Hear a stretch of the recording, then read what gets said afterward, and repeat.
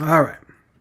So about a week ago, there was an important Senate Health Committee vote that it was passed 13-9 to give the FDA more regulatory authority and to make it stronger, which I am not a big fan of this at all.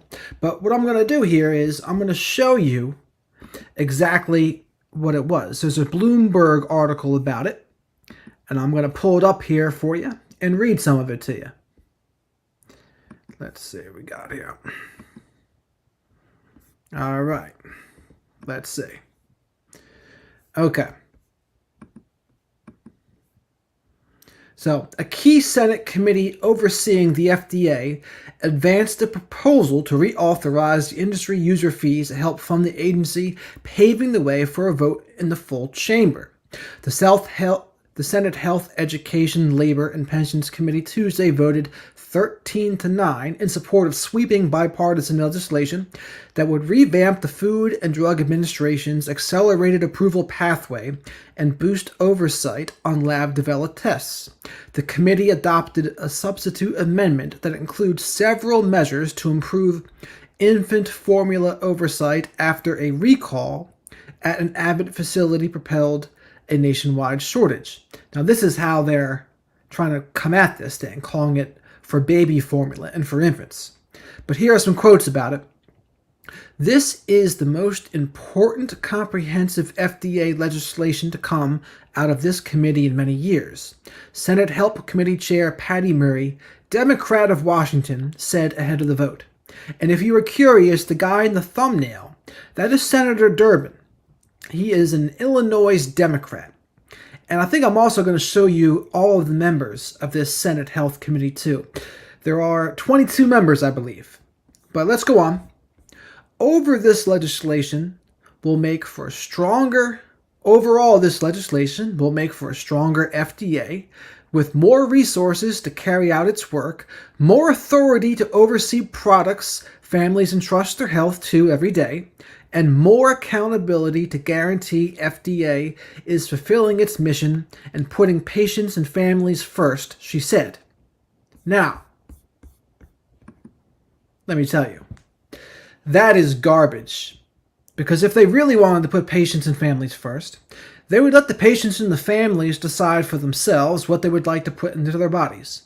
These supplements, I'll tell you, they're always going to exaggerate and try to blow out of proportion anything negative that could ever occur with supplements, including kratom. But that's what they're going to try to do. And they're going to downplay any sort of prescription drug side effects and all the harmful things that could happen with them. But let's go on.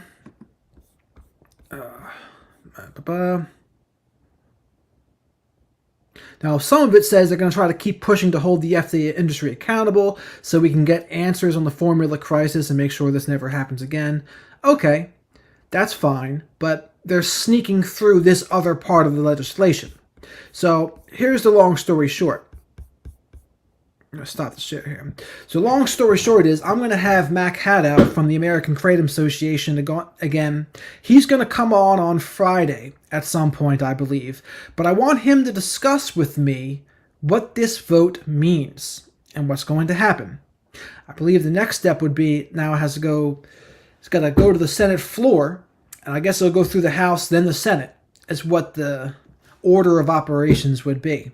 But I want to know what the action items are going to be for all of us. Like, what should we be doing? Should we be trying to contact our congressmen, contact our senators? Perhaps. And perhaps if you have a senator who's on the Senate Health Committee, let's see here. Senate Health Committee.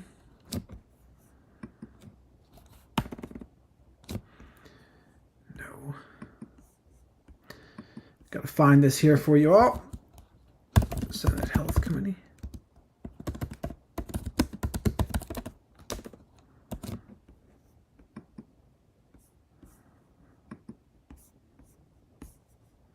Okay. So here I'm going to share with you also all the members of the Senate Health Committee. Because if one of your senators is on this list, it would be very important, I think, to start reaching out to them. And I want to see the breakdown of what this vote was as well, because I'm not sure what the breakdown of the vote was. So here we go. Here are the members of the Senate Health Committee. Let's go. The chair, Senator Patty Murray, Democrat from Washington. Ranking member, Richard Burr, Republican, North Carolina. Now, I did read an article. He voted against this, so good on you, Mr. Richard Burr. And then there's Bernie Sanders. I would be very curious how he voted on this. He is generally a man of the people, so hopefully he voted against this. Senator Rand Paul, Republican in Kentucky. I'm pretty sure he would vote against this too. But then there's Robert Casey, Democrat, PA. Senator Susan Collins, Republican from Maine. Senator Bill Cassidy, Republican, Louisiana. Senator Tommy Baldwin, Democrat from Wisconsin. Senator Christopher Murray, Democrat, Connecticut. Senator Lisa Murkowski, Republican, Arkansas. Senator Mike Brown, Republican, Indiana. Senator Tim Kaine, Democrat from Virginia. A very familiar name. Senator Maggie Hassan, Democrat, New Hampshire. Senator Roger Marshall, Republican of Kansas. Senator Tim Scott, Republican, South Carolina. Senator Tina Smith, Democrat, Minnesota. Senator Jackie Rosen, Democrat, Nevada. Senator Mitt Romney, Republican, Utah. Senator Tommy Tuberville, Republican, Alabama. Senator Ben Ray Lujan, Democrat, New Mexico. Senator John Hickenlooper, Democrat, Colorado. And Senator Jerry Moran, Republican of Kansas. So, those are all the members of the Senate Health Committee. And as I said, I'm going to have Mac Haddow again. Hopefully we can get some action items on the list here. Maybe that means donating to the American Freedom Association. Maybe it means calling every one of your congresspeople. Maybe it means calling all of the senators and to try to bring awareness to this. I know I'm going to try to invite political candidates on and members of the Congress and members of the Senate onto this show here so we can talk about this. Now, I'm sure they'll be very hesitant to do so because many of them, they're in FDA's pockets. They're in Big Pharma's pockets. Let's keep it real here. And it's going to be tough to get them on. But that's why it's so important to have advocates like Mac Haddow that are on our side. They're going to push for us to keep these things around. Like, of all the evils in the world, are they really going to focus on this, the evils of supplements? And notice how one of those January 6th hearings was the same day. And they snuck this in underneath of it. So, keep your eye out for that interview on Friday. I'll let you know when it will be.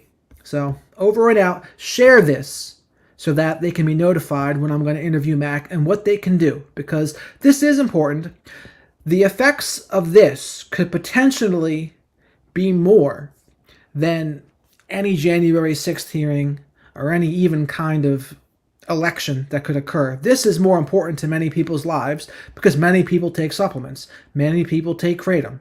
So this is important stuff. So thanks for watching and please share this.